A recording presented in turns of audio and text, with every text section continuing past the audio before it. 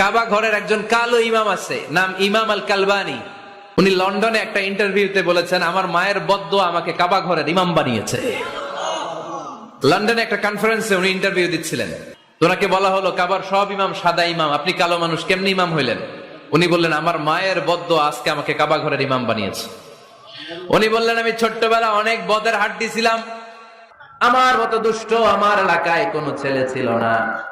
মানুষের গালাগালি, মারামারি, দুষ্টামি, ভাঙচুর, চেঁচামেচি, চিৎকার, বিশৃঙ্খলা আমার মতো কেউ বেশি করতে পারতো না। কিন্তু আমার মা ছিল অনেক বড় আল্লাহওয়ালা। আমার মা জানতেন আল্লাহর কাছে দোয়া করার কত বড় পাওয়া। আমার মা যখন আমার উপর রেগে যেতেন, আমার মা জানতেন রাগের মাথায় বদদোয়া দিলে বদদোয়া কবুল হয়ে যাবে। এজন্য যখনই আমি বেশি দুষ্টামি শুরু করে দিতাম, আমার মা রেগে আমারে বদদোয়া দিয়ে বলতেন, আল্লাহ তোরে হেদায়েত দেখ, আল্লাহ তোরে কাবা ঘরের ইমাম বানায়া দে।